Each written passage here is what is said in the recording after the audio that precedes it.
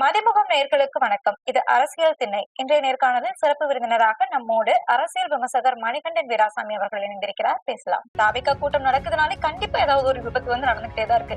இது எல்லாத்தையும் விஜய் ரசிக்கிறாரா? ஆமா, ரசிக்கிறார். யாருமே என்ன பின்தொடர்ந்து வரக்கூடாது, அந்த மாவட்ட பொறுப்பாளர்கிட்ட வந்து சொல்லணும். அப்படி சொல்றதுக்கான தெம்பு திராணி விஜய் அவர்கள் இருக்கா? திமுகவும் அண்ணா திமுகவும் கள்ள கூட்டணின்னா அப்ப இவரும் பிஜேபி அப்ப என்ன நல்ல கூட்டணியா? இன்னைக்கு வந்தோமா, அந்த ஊரை கலவரமாக்கணுமா, எத்தனை பேரை சாவடிச்சோமா, மீடியாக்கள் நம்மள வந்து கவரேஜ் பண்ணாங்களா, வீட்டுக்குள்ள போனோமா, பனையூர்ல படுத்து தூங்கணுமா, இதை மட்டும்தான் விஜய் வந்து பண்ணிட்டு இருக்காரு. கருப்பு சட்டை எல்லாம் வெள்ளை சட்டையா மாறினதுக்கான காரணம் என்ன நான் சொல்றேன், அங்க உள்ள வச்சு உங்களை ஊமை குத்துனாங்க. டிவிகேக்கும் டிஎம்கேக்கும் போட்டி என்ன நான் சொல்றேன், இப்ப சொல்றேன், உங்களுக்கு போட்டி நோட்டாக்கு தான் போட்டி. ஆண் கொள்கை பரப்பு செயலர் புட்சட்னி ராஜ்மோகன், பெண் கொள்கை பரப்பு செயலர் எங்க அண்ணி வந்து திரிஷா. திரு விஜய் அவர்களுக்கும் திரிஷா அவர்களுக்கும் என்ன மாதிரி தொடர்பு இருக்கு, என்ன மாதிரி நெருக்கன்றதை நாங்க வெளியிடுறோம். டயா பூஸ்டர் சுகரை கண்ட்ரோல் பண்ணும், உங்க ஆரோக்கியத்தை மீட்டு தரும். சர்க்கரையை கட்டுப்படுத்துறதுக்கான எளிமையான வழிமுறை, இயற்கையான வழிமுறை. அனைத்து மருந்து கடைகளிலும் கிடைக்கும்.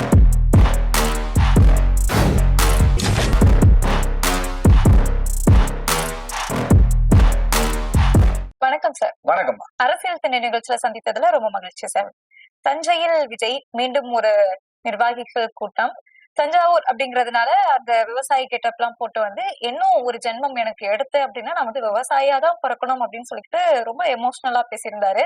இது எலெக்ஷன் இல்ல எமோஷன் அப்படிங்கறதையுமே வெளிப்படுத்தியிருந்தாரு. நீங்க ஃபுல் ஸ்பீச் கண்டிப்பா பாத்துருப்பீங்க, எப்படி பாக்குறீங்க? இதுக்கு முன்னாடி வந்து நான் திரும்பி மீண்டும் நடிகனா பிறக்க போறேன்னு சொன்னாரு. இப்ப வந்து விவசாய பிறக்க போறேன்னு சொல்றாரு.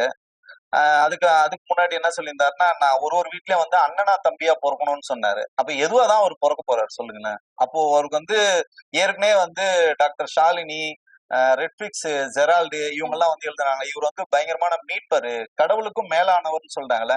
அந்த மாதிரி வந்து தசாவதாரம் மாதிரி வந்து 10 அவதாரம் வந்து எடுக்க போறாரா, இல்ல 10 ஒரே நேரத்துல 10 இடத்துல பிறக்க போறாரா நமக்கு வந்து தெரியல. நான் என்ன சொல்றேன்னா, நீங்க ஒரு களத்துக்கு போறீங்க, அந்த களத்தை வந்து நேர்மையா அன்னைக்கு அந்த மக்கள் பிரச்சனையை வந்து பேசணும், அந்த மண்ணோட பிரச்சனையை வந்து பேசணும். அந்த மாதிரி எதுவும் அவர் பேசின மாதிரி தெரியல. அதுதான் சொல்றேனே, இந்த ஆடியோ மேட்டர் வந்து ரிலீஸ் ஆனதுனால அவர் டோட்டலா கொலாப்ஸ் ஆகி நேத்திக்கு நடந்த கூட்டங்கள் பாத்தீங்கன்னா கூட்டமும் கிடையாது, சமூக வலைதளங்கள் முழுக்க பாத்தீங்கன்னா விஜய்க்கு எதிரான கருத்துகள். அவங்க ரசிகர்களே சொல்றாங்க, என்ன தலைவா இப்படி ஏமாத்திட்டே தலைவா, உங்களை வந்து பெருசா எதிர்பார்த்து வந்தோம்னு சொல்றது. என்ன எதிர்பார்த்து வந்தாங்கன்னா அவர் குறைஞ்சபட்சம் அரசியல் பேசுறாரு, அந்த மண்ணோட அரசியல் பேசுவாரு. டெல்டான்றது பாத்தீங்கன்னா காவிரி டெல்டா பாத்தீங்கன்னா தமிழக அரசியலே தீர்மானிக்கின்ற இடம். சோ அங்க இருந்துதான் உங்களுக்கு எல்லாமே உணவுகள் வந்து வரணும், அது ஒரு நெற்களஞ்சியம், அவ்வளவு பிரச்சனைகள் அங்க வந்து இருக்கு. அந்த மக்களோட பிரச்சனை எதுவுமே நீங்க பேசாம பேசியிருந்தாரு. தண்ணீர் திவால் பத்தி எல்லாம் பேசியிருந்தாரு. தினத்தந்தி பேப்பர் படிச்சு எல்லாம் அட்ரஸ் பண்ணியிருந்தாரு. தினத்தந்தின்னு சொல்லிட்டு சொன்னதுனால அவருக்கு வந்து அடிஷனல் மைலேஜ் கிடைக்கணும், ஒரு பர்டிகுலர் நிறுவனத்தின் பெயரை சொல்றது உள்ளபடியே நமக்கு அதிர்ச்சி அளிக்குது. ஏன்னா வந்து அந்த பர்டிகுலர் நிறுவனம் வந்து யாரு பின்னாடி வந்து இயங்குதுன்னு தெரியும். அது மோடி அவர்களுக்கு ஆதரவாக இயங்குகின்ற ஒரு ஊடகத்தின் பேரை மட்டும் நீங்க சொல்றது அது எந்த அளவுக்கு ஒரு சரியான ஒரு தரவா இருக்குன்னு சொல்லுது. ஊடகம்னு சொல்லுவோம். இப்ப நம்மளே கூட ஒரு விஷயங்கள் பேசுறோம்னா, இப்ப நாங்களே கூட மெயின் ஸ்ட்ரீம்ல லைவ்ல பேசும்போது, வேற நிகழ்ச்சிகளை பேசும்போது அந்த ஊடகத்தின் பேரை வந்து சொல்லக்கூடாது. இதுதான் வந்து ஒரு அறம் சார்ந்த ஒரு மனிதனா வந்து பண்ண முடியும். நீங்க பர்டிகுலரா அந்த பத்திரிகையோட பேரை நீங்க சொல்றீங்க. சோ அது உங்களோட தனிப்பட்ட, அவங்களுக்கு என்ன டீல்னு தெரியாது. ஏன்னா ஒரு கட்டத்துல வந்து அந்த தொலைக்காட்சியை வந்து வாங்கணும்னு வந்து முயற்சி பண்ணாரு. சோ இதெல்லாம் வந்து வேற கதைன்னு வச்சுங்களேன். அந்த மண் சார்ந்து எவ்வளவு பிரச்சனைகள் இருக்கு. ஆத்துல வந்து மண் எடுக்கிறாங்க, நீர்நிலைகள் பாதிப்பு பத்தி பேசுற திரு விஜய் அவர்கள், இவர் கட்சியில இருக்காங்க பாத்தீங்களா, ஜேபிஆர் கல்வி குழுமம், அவங்க பல ஆயிரம் ஏக்கர் நிலங்களை வந்து ஏரிகளை வந்து ஆக்கிரமிச்சுதான் வந்து கல்லூரி கட்டி வச்சிருந்தாங்க. இத வந்து திமுக அரசாங்கம் மீட்டு இருக்கு. அந்த கல்லூரியில தான் இவங்க கூட்டமுமே நடத்துறாங்க. ஆமா மீட்டு இருக்காங்க. இதெல்லாம் பாத்தீங்கன்னா இவருக்கு வந்து காழ்ப்புணர்ச்சி ஏற்படுது. அந்த ஓனர் வந்து சொல்றாங்க, தலைவா இந்த மாதிரி இத்தனாயிரம் கோடி நிலங்களை வந்து மீட்டுட்டாங்க திமுக அரசாங்கம். சோ அதனால அவங்களுக்கு கொஞ்சம் லைட்டா கொஞ்சம் கடிங்கன்னு சொன்னதுனால அப்படி பேசுறாரு. நீங்க அப்படிதான் எடுத்துக்கணும். தண்ணீர் வந்து நிக்கிற இடத்த வந்து மீட்டு இருக்காங்க. அப்ப நீங்க திமுக பாராட்ட தானே செய்யணும். தண்ணீர் திவால் ஆக போகுதுன்னு சொல்ற திரு விஜய் அவர்கள், உங்க கட்சி திவால் ஆயிட்டு இருக்கு, உங்க குடும்பத்துக்கு நீங்க எதுவுமே பண்ணல, அப்பா அம்மாக்கு எதுவுமே பண்ணல, தொண்டர்களுக்கு எதுவுமே பண்ணல, நேத்திக்கு பாத்தீங்கன்னா ஒரு தம்பி நேத்து அஞ்சு பேர் அடிபட்டிருக்காங்க நேத்து விபத்துல. அந்த சாலை முழுக்க பாத்தீங்கன்னா ஒரு கலவர காட்சி மாதிரி இருக்கு. என்ன பின்தொடர்ந்து வராதீங்கன்னு இவர் சொல்றாருல, அப்ப வராங்கன்னா இவர் என்ன பண்ணிருக்காங்க, வாகனத்தை அங்கேயே நிறுத்தணும், காவல்துறை கிட்ட வந்து சொல்லணும், சார் இது 1 இன்ச்சு கூட என் வாகனம் இங்க நகராது, யாருமே என்ன பின்தொடர்ந்து வரக்கூடாது, அந்த மாவட்ட பொறுப்பாளர்கிட்ட வந்து சொல்லணும். அப்படி சொல்றதுக்கான தெம்பு திராணி விஜய் அவர்கள் இருக்கா? அந்த மாணவனோட தந்தை கதறாருங்க, என் பையன் வந்து காலேஜுக்கு போனாங்க, இங்க வந்ததே எனக்கு தெரியாதுன்னு சொல்றாருங்க. இன்னும் ஒரு படி மேல போய் நான் சொல்றேங்க, நேத்திக்கு ஒரு சகோதரி வந்து பேசியிருக்காங்க. என்ன பேசியிருக்காங்க, நம்ம திருப்பி நம்ம வந்து சொல்றோம், திரு விஜய் அவர்களுக்கும் சரி விஜயோட தொண்டர்களும் சரி ரொம்ப மோசமான ஒரு மனநிலை, ஒரு எப்படி நம்ம சொல்றதுன்னே தெரியல, அது விவரிக்கிறதுக்கான வார்த்தைகள் கூட. என்ன சொல்றாங்க அந்த சகோதரின்னா, குப்பை பொறுக்கிறவன் 2 பொண்டாட்டி வச்சிருக்கான், கூட்டி போயிருக்கிறவங்க 4 புருஷனை வச்சிருக்காங்க, அப்படியே வந்து ஒரு கெத்தா காலர் தூக்கி விட்டு எங்க கிட்ட பணம் இருக்கு, நாங்க 10 பேரை கூட வச்சுப்போம்னு சொல்றது எவ்வளவு வந்து அருவருத்தக்க வார்த்தை. தமிழ் சமூகம் அப்படிதான் இருக்கா? நம்மளோட பண்பாடு, கலாச்சாரம், இலக்கியம் இதெல்லாம் பாத்தீங்கன்னா எவ்வளவு மேன்மையானது. இப்பதான் நமக்கு வந்து தெரியுது ஏன் வந்து விஜய் இப்படி இருக்காரு. அவங்கள வந்து அரசியல் மையப்படுத்தாம அவங்க வந்து பொதுவெளியில வந்து அவங்க புகைப்படங்களை வந்து பகிர்றாங்க. அந்த வீடியோக்கள் பகிரும் போது நமக்கு வேதனையா இருக்கு. அந்த குடும்பம் வந்து அந்த சகோதரியை பெற்ற அந்த குடும்பம் வந்து அவங்க பேரண்ட்ஸ் வந்து அதை எவ்வளவு ஃபீல் பண்ணுவாங்கன்றது தெரியாம இவங்க எல்லாம் பேசப்படுறது உள்ளபடியே நமக்கு வந்து வருத்தம். இது குறித்து விஜய் அவர்கள் வந்து எதுவுமே சொல்ல மாட்டேன், கடந்து போறாருன்றது நீங்க அரசியல் மையப்படுத்தாம இருக்கிறதோட விளைவு வேதனை. இவரு கடந்து போறதாக இருக்கட்டும், இந்த கட்டுப்படுத்தாம இருக்கிறது, தொடர்ந்து விபத்துகள் தாவேகா கூட்டம் நடக்குதுனாலே கண்டிப்பா ஏதாவது ஒரு விபத்து வந்து நடந்துகிட்டே தான் இருக்கு. இது எல்லாத்தையும் விஜய் ரசிக்கிறாரா?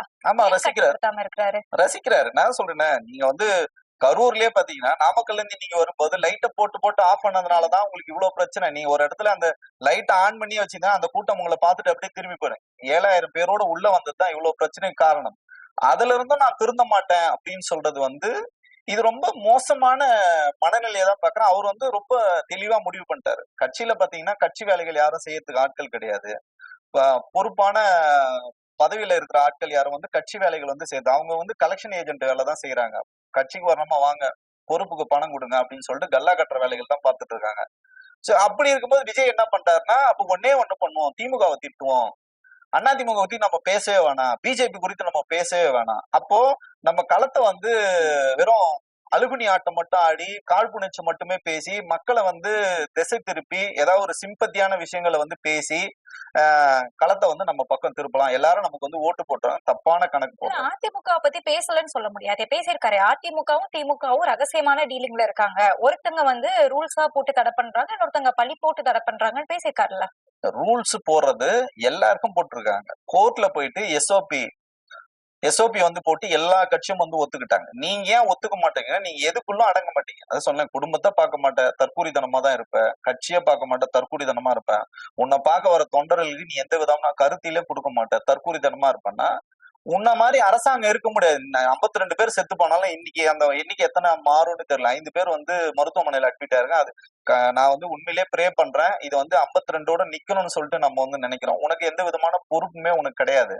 அரசாங்கம் அப்படி இருக்க முடியாது. அவங்க வந்து மக்களால் தேர்ந்தெடுக்கப்பட்டவங்க, மக்களோட பிரதிநிதி. நீங்க யாருமே கிடையாது. நீங்க வந்து ஒரு நடிகர், நீங்க வருவீங்க, பார்த்துட்டு போயிடுவீங்க. 2026 தோத்ததுக்கு அப்புறம் நீங்க எங்க இருக்கீங்கன்னு யாருக்குமே தெரியாது. ஆனா இவங்க களமாடிட்டு இருக்காங்க. திமுகவும் சரி அதிமுகவும் சரி களமாடிட்டு இருக்காங்க. தோத்தாலும் ஜெயிச்சாலும் மக்கள் கிட்ட வேலை பார்த்துட்டு இருக்காங்க. அப்போ அவங்களுக்கு அந்த கடமை இருக்கும்போது நிச்சயமா அவங்களை வந்து தடுக்கதான் செய்யணும். ஒண்ணு. ரெண்டாவது என்னன்னு பாத்தீங்கன்னா, திமுகவும் அதிமுகவும் கள்ள கூட்டணின்னா அப்ப இவரும் பிஜேபி அப்ப என்ன நல்ல கூட்டணியா? இவரு பிஜேபியோட வேலை தானே செய்யணும். நேத்து கூட என்டாஸ் பண்றாரு, இனி ஏன் டெல்லியை பத்தி பேசுறீங்க அப்படின்னு பேசுறாரு. அவங்க ஒரிஜினல் ஓனரை பத்தி பேசினா இவருக்கு கோவம் வருது. ஏன் ஒரு கோவம் வருது? அவருக்கு கோவம் வரலையே, டெல்லி அணி இந்த தேர்தல வந்து நொறுக்கி போயிரும் அப்படின்னு தானே சொல்றாரு. எப்படி நொறுக்கி போகும் சொல்லுங்களேன்? நீங்க நொறுங்கி போறதுக்கு நீங்க என்ன சார் வேலை செஞ்சீங்க? திமுக மட்டும்தாங்க இங்க வேலை செஞ்சீங்க. திமுக கூட்டணி மட்டும்தான் இங்க வந்து சனாதானத்தை எதிர்த்து பேசுறீங்க. ஒண்ணுமில்லைங்க. ஆனானப்பட்ட வந்து பாரத பிரதமர் மரியாதைக்குரிய மோடி அவர்கள் உலகம் முழுக்க எங்க டிராவல் பண்ணாலும் இந்தியில தாங்க பேசுவாரு எங்க கட்சி. ஓகேங்களா? இந்தியில பேசுறாரு.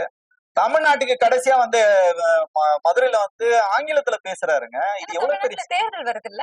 ஆமாங்க, இதுக்கு முன்னாடி இந்தியில தான் பேசியிருக்காரு. ஏன் இந்த முறை வந்து பேசுறாருன்னா, திமுக வந்து திருப்பி வந்து ஜெயிக்க போகுது, அதனால வந்து நான் இந்தியில பேச மாட்டேன். நேத்திக்கு சம்பவம் திருச்சியில பாத்தீங்கன்னா ரயில்வே கோட்டத்துல இந்தியில வந்து ஒரு கல்வெட்டு திறந்திருக்காங்க. திமுக தாங்க களத்துல வந்து இருக்காங்க. தாவேகா தஞ்சாவூர்ல இல்லவே இல்லையா?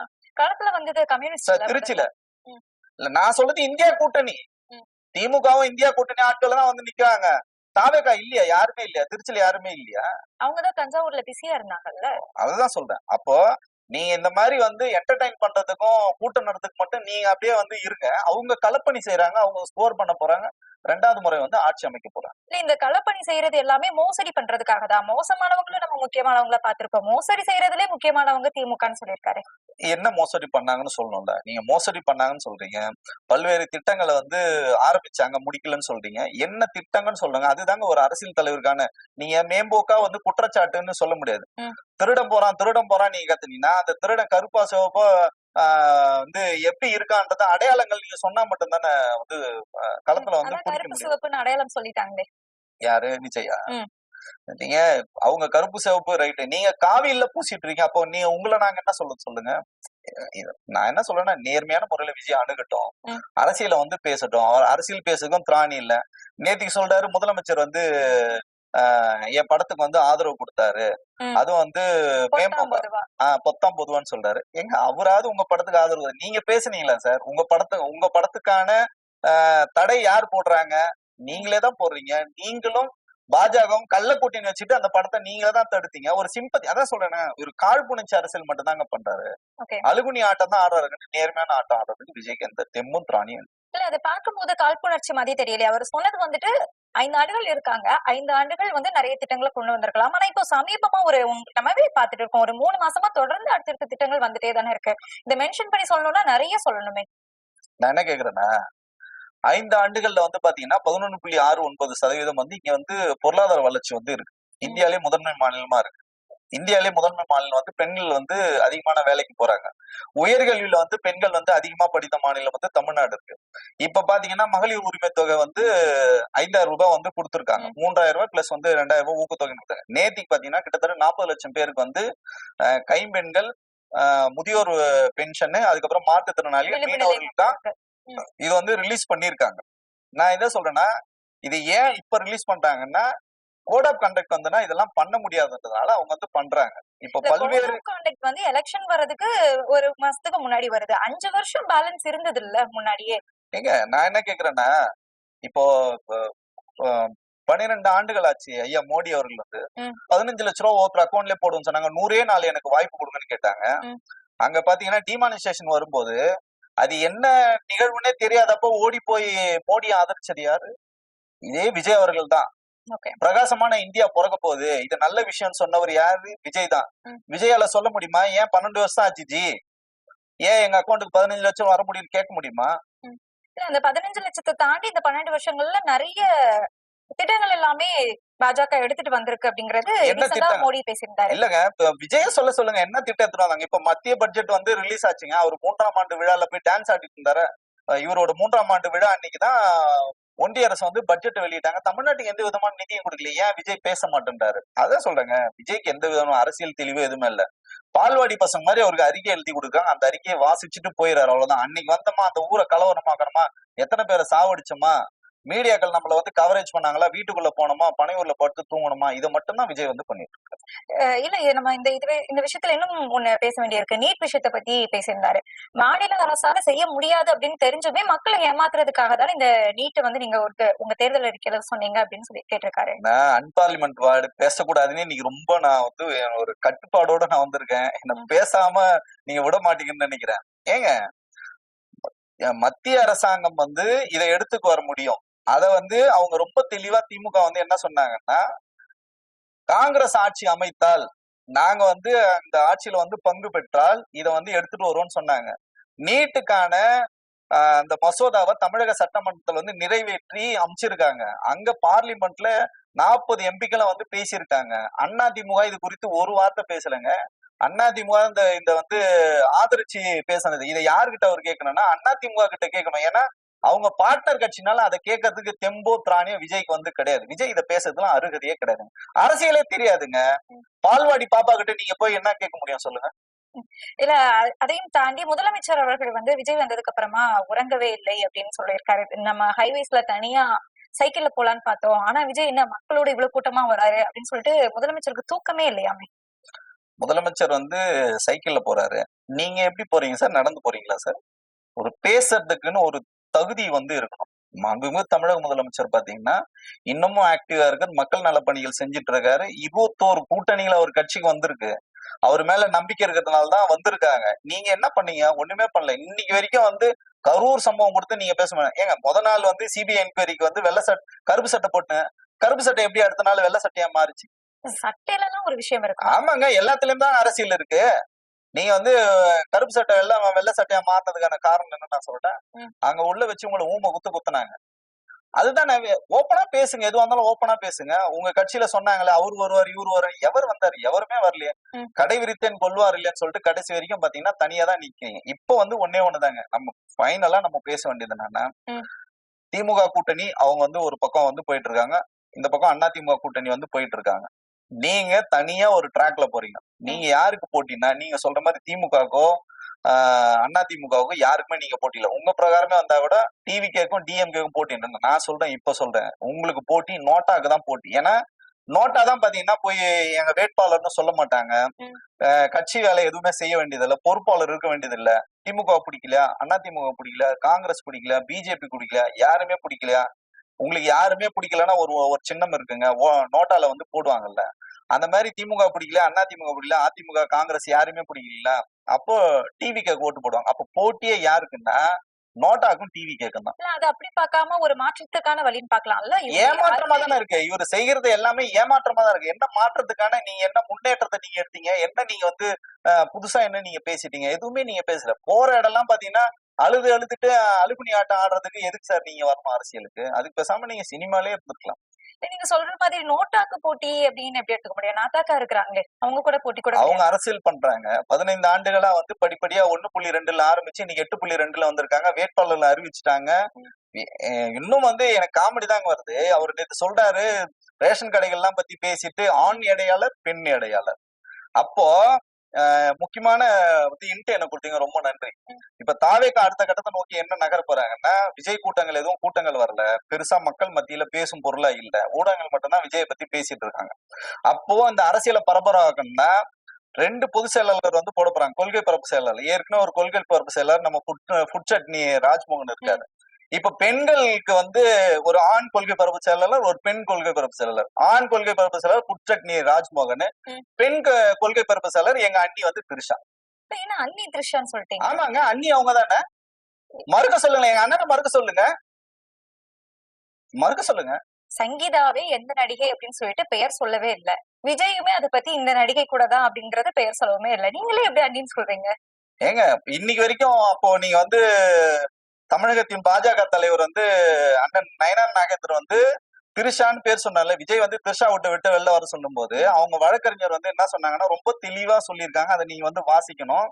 என்ன சொல்லியிருக்காங்கன்னா, அவங்களோட தனிப்பட்ட வாழ்க்கை, விஜய்க்கும் திரிஷாக்கும் தொடர்பு இல்லைன்னா அவங்க சொல்லவே இல்லை. அவங்களோட தனிப்பட்ட வாழ்க்கையை பொது வெளியில பேசாங்க. இதுக்கு மன்னிப்பு வேணும். அவரும் பாவம் மன்னிப்பு கேட்டு போயிட்டாரு. இன்னைக்கு அவங்க வந்து நடிகைன்னு அவங்க சொன்னாங்க.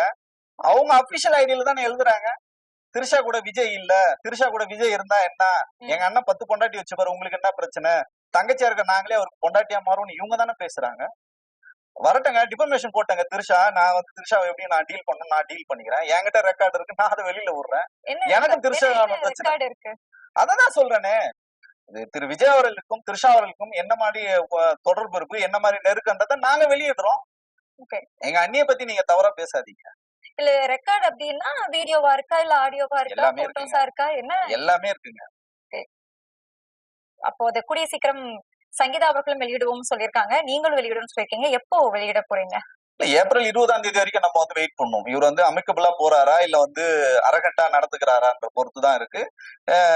இது இவரோட அரசியல் நிலைப்பாடை வந்து இவர் வந்து பேசணும். குறைஞ்சபட்சம் விஜய் அவர்களுக்கு வந்து பேசணும். என் தனிப்பட்ட வாழ்க்கை இதை நான் வந்து பேசிக்கிறேன்னா அதை அவர் சொல்லணும். அவர் எதுவுமே பேசாம இந்த மாதிரி 3ஆம் தரமா வந்து அவரோட கட்சிக்காரங்க வந்து பேசுறது, கட்சி ஐடிகளை வந்து பேசுறது வந்து தவறான அணுகுமுறை. இது வந்து சகோதரி சங்கீதா மட்டும் இல்ல, எந்த பெண்களுக்கு எதிராக அவங்க வந்து பேசினாலும் நிச்சயமா நம்ம வந்து கண்டனம் வந்து எழுப்போம். டெய்லியும் அந்த ஒரு நடிகை கூட தான் போறாரா அப்படிங்கறது ஒரு கேள்வி இருக்கு. இப்ப நீங்க சொல்றீங்கன்னா அதெல்லாம் வந்து பேசக்கூடாது, தவிர்த்து போகணும். ஒரு நடிகையோட இல்லங்க, பல நடிகளோட இவருக்கு வந்து இணக்கமான நட்பு இருக்கு. அதையும் நாங்க வெளியிடுறோம். தேவைப்பட்டால் வெளியிடுவாங்க. நீ இதுதான் சொல்றேன். நான் என்ன சொல்றேன்னா, அரசியல்னா நீங்க அரசியல மட்டும் பாருங்க சார். குடும்பம்னா குடும்பத்தை மட்டும் பாருங்க. இல்லன்னா நீங்க வந்து எல்லாரும் மாதிரியும் நீங்க சொல்லுங்க, நான் எப்படி வேணாலும் இருப்பேனாலும் சொல்லுங்க. இப்போ சொல்லக்கூடிய அந்த குற்றச்சாட்டு வந்து அவர் வந்து ஒரு பெண் கூட தான் போய் இருந்தாரு அப்படிங்கறதே அதுக்கே ஒரு தரவு வேணும் இல்லையா? அவர் வந்து ஒரு ஆண் நண்பரோட போய் அந்த ஹோட்டல்ல ஸ்டே பண்ணிருந்திருக்கலாம். போனதுக்கான விவரங்கள் தரவுகள் எல்லாம் உங்ககிட்ட இருக்கலாம். யாரு கூட போனாங்க அப்படிங்கறத திருத்தி பேசக்கூடாதுல்ல? நாங்க திருத்து பேச வேண்டிய வேலை எங்களுக்கு கிடையாது. ஆதாரங்கள் வெளியிடும் தான் அவங்க சொல்றாங்க. ஏன் வெளியிடுவாங்கன்னா, நீங்க தரக்குறைவா நீங்க வந்து இப்ப திமுக தான் சங்கீதாவை இயக்குதுன்னு நீங்க சொல்றீங்களா? அதுக்கு என்ன சாட்சி உங்களால சொல்ல முடியுமா? சொல்லுகின்ற நபர்கள் திடீர்னு வந்து பேசுறாங்க எலெக்ஷன் டைம்ல அவங்களை வந்து கீழே முடக்கணும் அப்படின்னு சொல்லிட்டு சொல்றாங்க அப்படிங்கறதுனால நான் என்ன கேக்குறேன்னா, 1999 விஜய்க்கு வந்து திருமணம் நடந்தது. அதுக்கு முன்னாடி இருவரும் வந்து காதலிச்சாங்க. இல்ல, நான் காதல் திருமணம் செஞ்சாங்களா அப்படிங்கறதே ஒரு கேள்வி. ஏன்னா விஜய் ஒரு பேட்டியில சொல்லியிருப்பாரு, என்னோட அப்பா கேட்டாங்க, அதனால நான் ஓகே சொன்னேன்னு சொல்லியிருக்கேன். நான் இப்போ ஒரு டீட்டெயிலா நான் சொல்றேன். இவருக்கு வந்து பெண் பாக்குறாங்க. பெண் பார்க்கும்போது என்னன்னா, இவங்க வந்து பெரிய குடும்பத்தை வந்து சேர்ந்தவங்க, பெரிய தொழிலதிபரோட மகள். அப்ப வந்து இவருக்கு அலைன்ஸ், நிறைய அலைன்ஸ் வருது. அந்த அலைன்ஸ் எப்படி சூஸ் பண்றாங்கன்னா, சொத்தின் அடிப்படையில் தான் வந்து சூஸ் பண்றாங்க. இவங்களுக்கு வந்து இவங்க இலங்கை தமிழரா இருந்தாலும் செட்டில்டு பாத்தீங்கன்னா யூகே சிட்டிசனா வந்து இருக்காங்க. நிறைய சொத்து இருக்கு, நிறைய வந்து வெல் செட்டில்டு ஃபேமிலி. அவங்க விஜய் ரசிகரா இருக்காங்க. ஓகேங்களா? அப்போ வந்து பாக்குறாங்க, ரெண்டு ஃபேமிலிக்கும் வந்து ஒத்து போது, ஜாதகம் பாக்குறாங்க, எல்லாம் பாக்குறாங்க. முடிஞ்சதுக்கு அப்புறம் பாத்தீங்கன்னா, அப்போ இடையில வந்து 2 பேரும் வந்து போன் நம்பர் வந்து பரிமாறிக்கிறாங்க. விஜய் சார் வந்து அவங்க கிட்ட போன் நம்பர், அவங்க வந்து இவங்க கிட்ட போன் நம்பர் வாங்கிக்கிறாங்க. சோ அப்போ வந்து 2 பேரும் வந்து இணக்கமா வந்து பேசுறாங்க. ஒரு நல்ல ஒரு புரிதல் வருது. இந்த திருமணத்துக்கு முன்னாடியே பாத்தீங்கன்னா 2 பேரும் வந்து காதலிக்க தொடங்குறாங்க. அதுக்கப்புறம் திருமணம் வந்து 1999 நடக்குது. நான் என்ன கேக்குறேன்னா, உங்களுக்கு திருமணம் பண்ண திமுக பண்ணுச்சா? உங்க அப்பா தானே பார்த்து பண்ணி வச்சாரு. நீங்க விரும்பி தானே கல்யாணம் பண்ணீங்க. இப்ப 27 ஆண்டுகள் உங்களோட அவங்க வந்து குடும்பம் நடத்திருக்காங்க. 2 குழந்தைகள் வந்து இருக்காங்க. ஒரு கண்ணியமான ஒரு குடும்ப தலைவியா தானே இருந்தாங்க. நீங்க சினிமால பிஸியா அவங்க தானே குழந்தைகள் எல்லாம் பாத்துக்கிட்டாங்க. குழந்தைகள் என்ன படிக்குதுன்னு கூட அவருக்கு வந்து தெரியாது. அந்த நிலையில அவர் பிஸியா இருந்தார். நம்ம அதை வந்து தவறு சொல்ல மாட்டோம். எல்லா வீட்லயுமே, எங்க வீட்லயே பாத்தீங்கன்னா என் மனைவி தான் குடும்பத்தை பாத்துக்கிறாங்க. நான் குடும்பத்தை வந்து பாக்குறது இல்ல. சோ இப்படி எல்லாருக்கும் வந்து பெண்களுக்கான உரிமை இருக்குல்ல. நீங்க 5 வருடங்களா அவங்க வந்து துன்புறுத்தீங்க. இதை நான் சொல்லல, அவங்கதான் சொல்றாங்க. அவங்க வெயிட் பண்றாங்க, உங்ககிட்ட பேசுறாங்க. நான் என்ன ஒரே வீட்டுல வச்சுக்கிட்டு நீங்க ஒரு ஆண் என்ற ஒரு ஆணாதிக்கத்தை எங்க நீங்க செலுத்துறீங்கன்னா, ஒரு வீட்டுல அவங்க இருக்காங்க. அவங்க இருக்கும் போதே நீங்க தனிப்பட்ட நபர்களை வீட்டுக்கு வந்து கூப்பிட்டு வரும், அவங்களுக்கு மன உளைச்சலை உண்டாக்குறீங்க. வீட்டுக்கே கூட்டிட்டு வராங்க. ஆமா, மன உளைச்சலை உண்டாக்குறாங்க. இதை பார்த்துட்டு 2 குழந்தைகளும் வீட்டை விட்டு வெளியேறாங்க. மனைவி இவங்களால வந்து சொல்ல முடியல, கணவனை விட்டும் கொடுக்க முடியல. அப்போ 2 பக்கம் போறாங்க. குழந்தைகள் வந்து கேக்குறாங்க, என்ன அப்பா இப்படி வந்து இருக்காருன்னு சொல்லிட்டு கேக்குறாங்க. அந்த பக்கம் பாத்தீங்கன்னா எஸ்ஏசி அவர்களும் சோபா சந்தர் சாரும் இவங்களதான் வந்து குற்றம் சொல்றாங்க. நீ சரியில்லை, நீ ஒழுங்கா இருந்தா, ஆமா, நீ வந்து ஒழுங்கா இருந்தா அவன் ஏன் இப்படி எல்லாம் பண்ண போறான்னு சொல்லிட்டு அவங்கள வந்து எல்லாருமே குற்றம் சாட்டுறாங்க. அப்ப கூப்பிட்டு வச்சு பேசுறாங்க. ஏன் இப்படி பண்றீங்க, உங்களுக்கு என்ன பிரச்சனை இருக்குன்னா, நான் தவறு பண்ணிட்டேன், நான் திருந்திடுறேன்னு சொல்லிட்டு இவர் தான் சொல்லிருக்கு. இது எல்லாமே வந்து டாக்குமெண்டா அவங்க வந்து ப்ரொடியூஸ் பண்ணிருக்காங்க. கோர்ட்லயே வந்து இதெல்லாம் சொல்லியிருக்காங்க. அப்போ உங்களுக்கு ஒரு வாய்ப்பு திருப்பி அவங்க வந்து கொடுக்குறாங்க. சரி, ஓகே, இன்னைக்கு சரியாகும், நாளைக்கு சரியாகும்னா நீங்க வீட்டுக்கே போறது சுத்தமா வந்து தவிர்த்துறீங்க. அதே மாதிரி பாத்தீங்கன்னா அவங்களுக்கு பல்வேறு கண்டிஷன் வந்து போடுறாரு. நீங்க வெளியில போக கூடாது, கார் சாவி பிடிங்கி வச்சுக்கிறது, பினான்சியலா லாக் பண்றது, பொது நிகழ்ச்சிகளுக்கு வந்து போக கூடாது. இந்த மாதிரி எல்லாம் வந்து பல்வேறு நெருக்கடிகள் வந்து உளவியெல்லாம் அவங்களுக்கு நிறைய பிரச்சனைகள் கொடுக்கும் போது அவங்க என்ன சொல்றாங்க, ஓகே, இதுக்கு மேல போதும், எனஃப், போதும், உங்களோட வாழ்ந்தது போதும், நான் என் குழந்தைங்களோட வாழ்க்கையை வந்து பார்க்கணும், நான் போறேன் அப்படின்னு. இந்த காலகட்டத்துல பாத்தீங்கன்னா திரு ஜேசன் சஞ்சய் வந்து படத்துக்கான அவர் சொல்றாரு, நான் டைரக்ஷன் வந்து படிச்சு முடிச்சுட்டேன், நான் படம் வந்து இயக்க போறேன்னா, இது குறித்து ஒரு தந்தைக்கு ஒரு மகனோட எதிர்காலம் குறித்து அவருக்கு வந்து பங்களிப்பு இருக்கணுமா இருக்கக்கூடாது, நீங்க சொல்லுங்க. இருக்கணும். அதுல என்ன ஒரு பங்களிப்பு பண்ணாருன்னு ஒரு தாயா அவங்க வந்து ஃபீல் பண்றாங்க. இவர் எந்த விதமான பங்களிப்பும் பண்ணல. அவர் சினிமாக்கே வர்றது இவருக்கு வந்து பிடிக்கல. அவர் வந்து ஒரு நடிகனாகணும் விஜய் ஆசைப்படுறாரு. ஆனா அவருக்கு வந்து டைரக்ஷன் துறையில தான் அவருக்கு வந்து இன்ட்ரெஸ்ட். அதுக்குதான் அவர் வந்து படிச்சிருக்காரு. அப்போ அவர் முயற்சி பண்ணும்போது இவர் எந்த விதமான சப்போர்ட்டும் பண்ணல. இவர் யார போட்டின்னு சொல்றாரோ, வாழ்நாள் முழுக்க யார வந்து இவர் போட்டியாளர் கருதுனாரோ அந்த நடிகர் மறைமுகமாக உதவி செஞ்சார். என்னால இதை சொல்ல முடியும். சோ அதெல்லாம் வந்து மாண்பு கருதி அந்த நடிகரோட பேரை நான் வந்து சொல்ல விரும்பல. அவரு தான் வந்து உதவி பண்றாரு. அந்த பையன் வந்து படம் பண்றாப்ல, படத்தோட பூஜைக்கோ இடையிலயோ இல்ல வந்து படம் முடிஞ்சதுக்கு அப்புறமா அந்த படத்துக்கு பூசணியாவோ உடைச்சிட்டாங்க. சினிமாளர்களுக்கு தெரியும் பூசணியா உடைக்கிறதுனா என்னன்னு தெரியும். படம் முடிஞ்சிச்சுன்னு அர்த்தம். 2வது படமும் அவர் வந்து இயக்கிறதுக்கான வேலைகள்லாம் வந்து போயிட்டு இருக்கு. இப்படி இருக்கும்போது ஒரே ஒரு வாழ்த்து, ஒரு ட்வீட் பண்றாரு. எதுவுமே இது வந்து விஜய் தரப்புல இருந்து பண்ணும்போது வாழ்க்கையா என்ன, ஒரு அப்படித்தானங்க பண்ணிட்டு இருக்காரு. எல்லாத்துக்கும் வந்து ட்விட்டர்ல தானே பேசிட்டு இருக்காரு. இப்பதான் வந்து மக்கள் சந்திப்புலாம் இருக்கு. அதுக்கு முன்னாடி பாத்தீங்கன்னா எல்லாத்துக்கும் ட்வீட் தான் வந்துட்டு இருக்கும். சோ சொந்த மகனுக்கே இந்த மாதிரி பண்ணும்போது அவங்க உளவியலா பாதிக்கப்படுறாங்க. சோ எனக்கு வந்து ஒரு கணவராகவும் நீங்க நடந்துக்கல, குழந்தைகளுக்கு அப்பாவும் நடந்துக்கும் போது சரி ஓகே நம்ம வந்து மியூச்சுவல் அண்டர்ஸ்டாண்டிங் போயிடும் சொல்லிட்டு அவரோட உட்கார வச்சு பேசுறாங்க. எங்களுக்கு போதும், எங்களை விட்டுருங்க, நாங்க லண்டனுக்கே போயிடும், எங்களை விட்டுருங்க போது உனக்கு பணமும் தரமாட்டேன், டிவோர்ஸும் தரமாட்டேன், உன்னால என்ன பண்ணிக்க முடியும் பண்ணிக்கன்னு சொன்னதுனாலதான் வழக்கறிஞர்களை வச்சும் பேசுறாங்க, உறவுகளை வச்சு பேசுறாங்க, தனிப்பட்ட முறையில பேசுறாங்க. எதுக்குமே இவர் செவி மடுக்காதனால வேற வழியே இல்லாம கோர்ட்டுக்கு வந்து போறாங்க. அந்த கோர்ட்டுக்கு போனதுதான் அந்த ஆவணங்களை வெளியிட்டதை யாரு?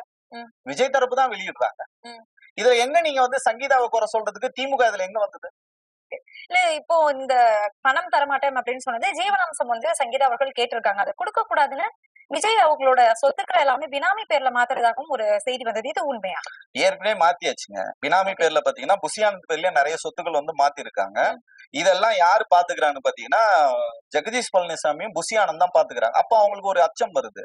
ஏன்னா அவங்களும் பாத்தீங்கன்னா இவரோட ஆரம்ப கட்டத்துல அவங்களோட ஜுவல்ஸ் கொடுத்திருக்காங்க, பணம் கொடுத்திருக்காங்க. இதெல்லாம் அவங்களும் வந்து ஒரு மனைவியா அவங்களோட கான்ட்ரிபியூஷன் இது இருந்திருக்கு. அப்ப இவரோட வளர்ச்சியில அவங்களுக்கு வந்து அவங்க குடும்பத்தை பார்த்துட்டு தானே இவர் 3 நேரமா சினிமா துறையில வந்து கவனம் செலுத்தாங்க. இன்னைக்கு உச்சபட்ச நடிகரா இருக்காரு. அப்ப நீங்க குறைந்தபட்சம் அவங்க வந்து விஜயோட 10 மடங்கு பணக்காரங்க, அது வந்து வேற விஷயம். அவங்க கிட்ட சொத்து இருக்கு, எல்லாமே இருக்கு. ஆனா நீங்க கொடுக்க வேண்டிய அந்த கடமை இருக்குல்ல, அந்த உரிமை அப்படிங்கறது, அந்த உரிமையில இருந்து நீங்க வந்து மீறும் போது அந்த உரிமையை அவங்க வந்து நிலைநாட்டணும்னு நினைக்கிறாங்க. ரொம்ப டீசென்ட்டா இதே தரவுகள் இப்போ உட்காந்து அவங்களால விஜய வந்து உண்மையிலே டேமேஜ் பண்ணும், ஒருவேளை திமுகவோட சதி நீங்க சொல்ற மாதிரி இருந்ததுன்னா அவங்க ஊடகங்களை சந்திச்சு பேசிட்டு இருப்பாங்க. ஊடகங்கள்ல இந்த ஆதாரங்கள்லாம் வெளியிட்டாங்கன்னா அப்ப விஜயோட நிலைமை என்ன இருக்கும்? அவங்க ரொம்ப நாகரிகமா பேசுறாங்க. இன் கேமரா ப்ரொசீடிங் வந்து கேக்குறாங்க. என்ன சொல்றாங்கன்னா தனி அறையில வச்சு எங்க 2 பேரையும் வந்து கேமரா முன்னாடி விசாரிங்கன்னு சொல்றாங்க. ஏன்னா இவர் அதுக்கும் வரமாட்டாருன்றதுனால கிட்ட பயம் இல்ல, அதனால அவங்க தைரியமா கேக்குறாங்க, நேர்மையா அணுகுறாங்க. உள்ளமாற இவர் வந்து நேசிச்சாங்க, குழந்தைகளும் வந்து நேசிக்கிறாங்க, ஒரு நல்ல ஒரு குடும்ப தலைவியா இருக்காங்க. யோசிச்சு பாருங்க, இவர் தமிழ்நாட்டுல பிறந்து வந்தாங்க, அவங்க யூகே சிட்டிசன். நீங்க அந்த வேறுபாடை நீங்க முதல்ல எல்லாரும் புரிஞ்சுக்கணும். எல்லாரும் வந்து பேசுறாங்கல்ல, அவங்களுக்கு எவ்வளவு வலி இருக்கும் சொல்லுங்க.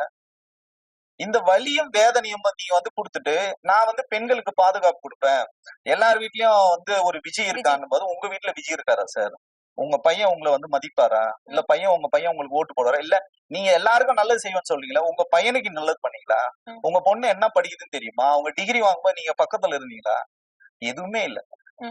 அப்போ இவர் எல்லாமே சரி பண்ண, இது வந்து தனிப்பட்ட வாழ்க்கையை நம்ம வந்து போக முடியாது. ஏன்னா உங்களை பல்வேறு இளைஞர்கள் வந்து முன்மாதிரியா எடுத்துக்கிறாங்க. தமிழ்நாட்டை நான் தான் தலைகீழா மாத்த போறேன் நீங்க தான் சொல்றீங்க. அப்போ இந்த இரட்டை நிலைப்பாடு, இந்த இரட்டை வேஷம், இந்த பொய்களை வந்து தோலுற வேண்டிய அவசியம் எங்களுக்கு வந்து இருக்கு. இல்ல இப்போ சமீபத்துல நம்ம சங்கீதா அவங்கள வந்து அவதூறா பேசுறத பாக்கணும். இதுல வந்து பிஆரோட தலையீடு இருக்கிறதா நம்மளால பார்க்க முடிஞ்சது. நிறைய ஆடியோக்கள் எல்லாமே லீக் ஆயிட்டு இருந்தது. அந்த ஆடியோக்கள் எல்லாமே உண்மையா? பிஆர் அவங்க என்ன செஞ்சுட்டு இருக்காங்க அந்த பிஆர் நிறுவனம்? அதாவது எனக்கு என்னன்னா, ஒரு ஊடகத்துல ரொம்ப கண்ணியமா அன்பார்லிமெண்ட் வேர்டு வந்து யூஸ் பண்ணக்கூடாதுன்னு நினைக்கிறேன். நான் ரொம்ப நாகரிகமா பேசுன்னு சொல்லிட்டு நான் கட்டுப்படுத்திட்டு ரொம்ப அமைதியா, நான் ரொம்ப ஆக்ரோஷமா பேசுறாலும் ரொம்ப அமைதியா நான் பேசுறதுக்கு காரணம் என்னன்னா, இதுல ஒரு சகோதரி வந்து சம்மந்தப்பட்டிருக்காங்க. இதுல நம்ம வந்து பொறுப்பா 2 பக்கமும் எனக்கு தெரியும். திரு விஜய் அவர்கள் தரப்பும் நமக்கு தெரியும், சகோதரி சங்கீதா தரப்பும் நமக்கு தெரியுன்றதுனால நம்ம ரொம்ப அமைதியா நம்ம வந்து பேச வேண்டிய அவசியம் இருக்கு. இந்த பிஆர் நிறுவனம் அப்படின்றது என்னன்னு பாத்தீங்கன்னா ஜெகதீஷ் பழனிசாமியோட நிறுவனம். அப்படின்னா ரூட் ஜெகதீஷ். ஆமா, ரூட் ஜெகதீஷ். இந்த ஜெகதீஷ் பழனிசாமி யாருன்னு பாத்தீங்கன்னா அவர் பாத்தீங்கன்னா ஒரு பிஆர்ஓவோ ஒரு பிஓவோ விஜய் கிட்ட வந்து வர்றாரு. இதுக்கு முன்னாடி யாரு இருந்தாங்கன்னு பாத்தீங்கன்னா செல்வகுமார்னு சொல்லிட்டு இருந்தார். அவர் தான் வந்து விஜயோட பிடி செல்வகுமார் அண்ணன் வந்து இருந்தாங்க. சோ அவரு வந்து போனதுக்கு அப்புறம் பாத்தீங்கன்னா இவர் வந்து வர்றாரு. இவரோட வேலைகள் என்னன்னு பாத்தீங்கன்னா நடிகைகள் கிட்ட வந்து அக்ரிமெண்ட் போடுறது. எங்க நிறுவனத்துல நீங்க வந்து அக்ரிமெண்ட் சைன் பண்ணிட்டீங்கன்னா அவங்களோட கால் ஷீட்ல இருந்து எல்லாமே வந்து பாத்துப்பாங்க. அதுல பாத்தீங்கன்னா கீர்த்தி சுரேஷ், சமந்தா, இந்த மாதிரி நிறைய பேர் வந்ததாங்க. சமந்தா வந்து அதுல இருந்து விலகிட்டாங்க. இப்ப கீர்த்தி சுரேஷ் இருக்கு. இந்த மாதிரி பல்வேறு முன்னணி நடிகைகளை வச்சு இவங்க வந்து அந்த நிறுவனத்தை வந்து நடத்துறாங்க. இப்படி இருக்கிறவர் என்ன பண்றாருன்னு பாத்தீங்கன்னா விஜய் அவர்களோட வாழ்க்கை இந்த அளவுக்கு இன்னைக்கு சீரழிஞ்சு போனது மோசமானது காரணம் பாத்தீங்கன்னா 2 நபர்கள் தான். என்னால தைரியமா வந்து சொல்ல முடியும். சட்டப்படி எனக்கு ஏதாவது சிக்கல் வந்தாலும் என்னால வந்து அணுக முடியும். ஒருத்தர் பாத்தீங்கன்னா பொதுச் செயலாளர் புசியானந்த், இன்னொருத்தர் பாத்தீங்கன்னா இந்த ஜெகதீஷ் பழனிசாமி. இவங்க தான் பாத்தீங்கன்னா அவரோட வாழ்க்கை சீரழிச்சதான முக்கியமான காரணம். எப்படி சொல்றீங்க? எதனால அப்படி சொல்றீங்க? திரு விஜய் அவர்கள் உங்க 2 பேருக்கும் நல்ல சம்பளம் கொடுக்குறாரு, நல்ல இடத்த கொடுத்து வச்சிருக்காரு. அப்ப நீங்க அவரோட வாழ்க்கையில நீங்க என்ன மாதிரி ஒரு அங்கத்தை வந்து வகிக்கணும் சார்? நேர்மையா நீங்க வந்து இப்ப நீங்க ஷூட்டிங் முடிஞ்சா வீட்டுக்கு போங்கன்னு சொல்லணும். நீ எதுக்கு ஒரு நடிகையோட வந்து அவரை வந்து கனெக்ட் பண்ணி விடுற? நீ என்ன மேனேஜரா இல்ல மாமாவா? இல்ல இது பாக்குறது புஷி ஆனந்தா. புஷி ஆனந்தும் பாக்குறாரு. நான் அது இதுக்கு மேல ஏதாவது வாயை புடுங்கன்னு நான் ரொம்ப சொல்லிடுவேன். ஒரு நடிகையோட இல்ல, பல நடிகளோட அவருக்கு வந்து தொடர்பு இருக்கு. ஒரு நடிகையோட இன்சார்ஜ் பாத்தீங்கன்னா புஷி ஆனந்த், இன்னொரு நடிகையோட இன்சார்ஜ் பாத்தீங்கன்னா ஜெகதீஷ் பழனிசாமி. இந்த கேவலத்தை நம்ம எங்க போய் சொல்றது? இவங்க வந்து அரசியல் கட்சி பாக்குறதுக்காக நியமிக்கப்படலையா? அரசியல் வேலை அவர் செய்யவே இல்லையே. அரசியல் கட்சி எங்க அவர் நடத்துறாரு? எங்க தொண்டர்களை சந்திக்க மாட்டேன்றாரு. தொண்டர்கள் வந்து வந்தா அவங்கள சந்திக்க முடியாது. எந்த அரசியல் கட்சி தலைவராது விஜய் இது வரைக்கும் சந்திச்சிருக்காருன்னு சொல்லுங்க. இப்போ எல்லாரும் பாத்தீங்கன்னா காங்கிரஸ் எவ்வளவு பிரச்சனை பண்ணி இன்னைக்கு வந்து சுமூகமா வந்து முடிக்கிறாரு. 73 வயசுங்க முதல்வருக்கு. தமிழகம் முழுக்க வந்து டிராவல் பண்றாரு தினந்தோறும். கடந்த 30 வருஷமா நான் பாத்துட்டு இருக்கேன். ஒரு அரசியல் மாணவனா நான் சொல்றேன். நானு சேர்ந்தாப்புல ஒரு வாரம் வந்து சென்னையில அவர் இருந்ததே இல்லைங்க. தமிழகம் முழுக்க வந்து டிராவல் பண்ணிருக்காரு. பல்வேறு நிகழ்ச்சிகள் இருக்கு. தினமும் ஒரு நாளைக்கு 10 நிகழ்ச்சி வந்து அட்டன் பண்றாரு. பல்வேறு கட்சி தலைவர்கள் வந்து சந்திக்கிறாரு. இவ்வளவு பிரச்சனைகள் வந்து பாத்துட்டு இருக்காங்க ஒவ்வொருத்தரும். எடப்பாடி அவர்களும் அப்படிதான் தமிழ்நாடு முழுக்க சுற்றுப்பயணத்துல இருக்காங்க. விஜய் என்ன பண்றாரு சொல்லுங்களேன்? கட்சி நிகழ்வுகள் வந்து பாக்குறது இல்ல, எதுவுமே நீங்க பண்றது இல்ல. அப்போ உங்க தனிப்பட்ட வாழ்க்கையை நீங்க பாக்கணும்னா எதுக்கு சார் நீங்க வந்து சினிமால இருந்து தனிப்பட்ட வாழ்க்கையை நீங்க எப்படி வேணாலும் இருந்துட்டு போங்களா? அரசியல் கட்சி ஆரம்பிச்சு எதுக்கு இத்தனை பேர் செத்து இருக்கணும்? 52 பேர் செத்து இருக்காங்க. எதுக்காக செத்தாங்க சொல்லுங்க? விஜய் பார்க்க வந்தானே செத்தாங்க. அப்ப விஜய் என்ன ரோல் மாடலா இருக்காரு சொல்லுங்க? 41 பேர் செத்து போனது கூட நான் இன்னைக்கு வரைக்கும் நான் பொறுப்பேற்றுக்க மாட்டேன். என் மனைவி என் மேல வந்து ஒரு ஒரு நாகரிகமான முறையில, நேர்மையான முறையில, சட்டத்தின்படி அணுகுனா கூட அதை நாங்க வந்து ரொம்ப கொச்சைப்படுத்துவோம் அப்படின்னு சொல்றது இது என்ன மாதிரி மனநிலை? நீங்க யாருக்கு ரோல் மாடல்? இல்ல விஜய் இப்படி அமைதியா இருக்கிறதுக்கான காரணம் என்ன? இது எந்த அளவுக்கு ஒரு பாதிப்பை வந்து ஏற்படுத்தும் உங்களை நம்பி இருக்கவங்களுக்கும் சரி? அதாவது நீங்க வந்து ரியாக்ட் பண்ணும், அந்த நேரத்துல வந்து நீங்க ரியாக்ட் பண்ணும், இல்ல நீங்க உண்மையை வந்து பேசணும். நீங்க அமைதியா இருக்கீங்கன்னா அப்ப தவறுகளை ஒப்புக்கொள்ளுங்கன்னா, அப்ப நீங்க தவறு செஞ்சிருக்கீங்க, குத்தமுள்ள நெஞ்சு குறுகுறுன்ற மாதிரி நீங்க வந்து தவறு. நான் ரொம்ப எதிர்பார்த்தேங்க. நேத்து குறைஞ்சபட்சம் நேத்துக்கு வந்து தஞ்சாவூர் மீட்டிங்ல அவர் வந்து பேசுவார். அதுலயும் பாத்தீங்கன்னா ஒரு மிகப்பெரிய ஒரு மோசடி. இப்ப தஞ்சாவூர் வந்து இவர் போறாரு, அதுக்குள்ள இந்த விவாகரத்து விஷயம் வந்து வெளியில வருது. அப்ப என்ன பண்றாங்கன்னா இந்த PR நிறுவனம் வந்து இன்ஃபுளுசர் எனக்கே நிறைய கால் பண்ணிருக்காங்க. விஜய் ஆதரிச்சு பேசுங்க, ஊடகங்கள் ஆதரிச்சு பேசுங்க, விஜய்க்கு எதிரான நிலைப்பாடு வந்து பேசாது. இல்ல அது நம்ம பொதுவெளியில வந்து பேச முடியாது. பணம் மட்டுமே இங்க பிரதானம் கொடுக்கறதா ஒரு செய்தி. அவங்க எத்தனை கோடி வேணாலும் கொடுப்பாங்க. 25 ரூபாய். 25 ரூபாயா? ஏங்க அவ்வளவு சீப்பாவா ஆயிட்டேன் நானு. இல்ல அதுதான் அவங்க வந்து ஒரு ட்வீட்டுக்கு கொடுக்கறதா பேசியிருக்கதா ஒரு தகவல் PR டீம்ல இருந்து. 25 லட்சம். அதை நீங்க தவறா சொல்றீங்க. 25 லட்சத்துல இருந்து 2.5 லட்சம். அதாவது வந்து என்னன்னா நீங்க ஆரம்பிப்பாங்க, நீங்க சொல்றது 25,000, 50,000, 1 லட்சம், 2 லட்சம், 10 லட்சம், அந்த மாதிரி கோடிகள்ல வந்து போகும். நான் என்ன சொல்றேன்னா பணத்துக்காக நம்ம வந்து இங்க வேலை செய்யல. பணத்துக்காக வேலை செய்யணும்னா இந்த ஊடகத்துல வந்து நான் உட்காந்து பேசிட்டு இருக்க வேண்டிய அவசியம் எனக்கு கிடையாது. அது இல்லாம சகோதரி சங்கீதக்காக பேச வேண்டிய அவசியம் எனக்கு வந்து கிடையவே கிடையாது. இது நம்ம என்ன சொல்றோம்னா இப்போ இவங்க வந்து அந்த PR நிறுவனத்தை வச்சு நிறைய ஏஜென்சி கிட்ட வந்து பேசுறாங்க, இன்ஃபுளுசர் கிட்ட பேசுறாங்க. என்ன சொல்றாங்கன்னா இந்த மாதிரி விஜய் சாருக்கு எதிரா இந்த மாதிரி இந்த விஷயம் வந்து இருக்கு, இந்த அவருக்கு வந்து பேரு வந்து கெட்டு போச்சு, அதை மீட் எடுக்கணும்னா திமுக தான் இந்த சதி பண்ணுச்சு அப்படின்னு சொல்லி நீங்க வந்து போடுங்க. ஏன்னா அவங்க வந்து முன்னுதாரணமா ஏற்கனவே அவங்களோட நிறைய வேலை செஞ்சுட்டு இருக்காங்க. ஸ்டாண்ட் வித் விஜய் அண்ணான்னு சொல்லிட்டு ஏற்கனவே நம்ம கரூர் சம்பவத்துல வந்து பேசணும். கரூர் சம்பவத்துல வந்து திமுக தான் ஸ்ப்ரே அடிச்சது, மக்களை வந்து கொலை பண்ணாங்க, இப்படி எல்லாம் வந்து நம்ம வந்து சொன்னோம். அவங்களே ஒத்துக்கிறாங்க. ஆமா, அதையே ஒத்துக்கிறாங்க. அதையே நீங்க இதை ஃபாலோ பண்ணுங்க, உங்களுக்கு என்ன பேமெண்ட்டோ நம்ம சீப் கிட்ட பேசி நம்ம வந்து இதை ஃபாலோ பண்ணுவோம். இதை உங்க இன்ஃபுளுசர் கிட்ட அவங்களுக்கு கீழே நிறைய டவுன் லைன் இருக்கும். இது எப்படின்னு பாத்தீங்கன்னா இந்த மல்டி லெவல் மார்க்கெட்டிங் மாதிரி தான், MLM கான்செப்ட் தான். இப்போ ஒரு மெயின் ஏஜென்சி இருக்கும், அவனை வந்து புடிச்சாங்கன்னா அவன் கீழே ஒரு 20 பேர் இருப்பாங்க. சோ அவன் வந்து அது கீழே போவான். அவன் என்ன பண்ணுவான், அவனுக்கு கீழே ஒரு 100 ஐடி வச்சிருக்கானுங்க. அது எல்லாமே பாத்தீங்கன்னா தாவேகா, நீ எல்லாத்துலயும் பாருங்க அவங்க விஜயை ஆதரிச்சு தொடர்ச்சியா பதிவுகள் வந்து போட்டுட்டு இருப்பாங்க. திடீர்னு பாத்தீங்கன்னா சங்கீதாவை தரக்குறவா பேசுவாங்க. இப்ப நான் இருக்கேன்னா என்னை பத்தி தரக்குறவா வந்து பேசுறது, யாரெல்லாம் விஜய்க்கு எதிராக இப்ப நீங்க இருக்கீங்கன்னா உங்களை பத்தி தரக்குறவா பேசுறது, எந்த மாதிரி வேலைகள் செய்யறது மட்டுமே அவங்களோட. நான் என்ன சொல்றேன்னா இது வந்து எடுபடல. இதை வந்து ஏற்பாடு பண்ணி அந்த தஞ்சை கூட்டத்துல வந்து முன்னாடி மகளிர்கள் வந்து செட் பண்ணி உட்கார வச்சு திரு விஜய் அவர்கள் போகும்போது மகளிர் எல்லாம் போய் அண்ணா நாங்க இருக்கோம்னா சங்கீதா அண்ணி வந்து பாத்தீங்கன்னா திமுகவோட கைக்கூலியா மாறிட்டாங்க, எங்களுக்கு இது புரியுது, உங்களோட நாங்க இருப்போம், நீங்க களத்துல வந்து கவலைப்படாதீங்க, நீங்க தான் அடுத்த முதலமைச்சர்னு சொல்லிட்டு அவர் போய் ஆற தழுவி கட்டி பிடிச்சி அழுது அந்த அழுகாட்சி சீனை வந்து வச்சு பெருசா வைரல் பண்ணி ஜெயிச்சிடலாம் அப்படின்னு நினைச்சாங்க. இது என்ன ஆயிடுச்சுன்னா இந்த ஆடியோ முன்னாடியே ரிலீஸ் ஆயிடுச்சு. அவர் தஞ்சாவூர் ரீச் ஆகிறதுக்கு முன்னாடியே இந்த ஆடியோ ரீச் ஆன உடனே இவர் மொத்த ஸ்கிரிப்ட் 1 மணி நேரம் ரெடி பண்ணி வச்ச ஸ்கிரிப்ட் எல்லாம் வேஸ்டா எல்லா ஸ்கிரிப்டும் வந்து ஸ்பாயில் ஆயிடுச்சு. அப்ப என்ன பண்றதுன்னே தெரியாம என்ன பண்ண, ஸ்கிரிப்ட மறந்து ஓம் சக்தி தண்ணீர் பஞ்சம் ஆயிடுச்சு, தண்ணீர் வந்து இல்லாம போயிடுச்சு, ஓம் சக்தி பராசக்தி, திமுக ஒரு தீய சக்தின்னு சொல்றதெல்லாம் எல்கேஜி குழந்தைகள் பேசுறது. சோ விஜய் உண்மையிலேயே ஒரு உச்சம் நடிகர் தாங்க. நான் விஜயோட ரசிகருங்க. எனக்கு உண்மையிலேயே இன்னைக்கு அவர் விஜயோட நிலைமை பார்க்கும்போது உள்ளபடி எனக்கு வந்து பரிதாபமா இருக்கு ஒரு பக்கம். இன்னொரு பக்கம் பாத்தீங்கன்னா, ஒரு மனிதன் வந்து இவ்வளவு தூரமான கீழ்த்தரமான வேலைகளை வந்து செய்ய முடியுமா? நம்ம வந்து ஹிட்லரை பார்த்திருக்கோம், முசோலினியை பார்த்திருக்கோம். புராணங்கள்ல பாத்தீங்கன்னா சகுனின்னு ஒரு கேரக்டர் வரும். இதெல்லாம் சேர்ந்த மொத்த உருவமா விஜய் இருக்கிறத என்னால ஜீர்ணிக்கவே முடியல. இப்படி எல்லாம் ஒரு மனிதர் ரியாக்ட் பண்ண முடியுமா? அதுவும் இந்த நவீன காலத்துல இவ்வளவு டெக்னாலஜி வளர்ந்து வந்ததுக்கு அப்புறமும் வெறும் காசிப்பை பேசி, வெறும் வந்து புரளிகளை பேசி, அடுத்தவங்களை வந்து கொச்சைப்படுத்தி அதுல ஒரு வெற்றி அடைஞ்சு அவர் என்ன சாதிக்க போறாருன்னு எனக்கு வந்து புரியவே இல்லை. நன்றி சார், நிறைய தகவல்களை பகிர்ந்தீங்க. நன்றி. நன்றி.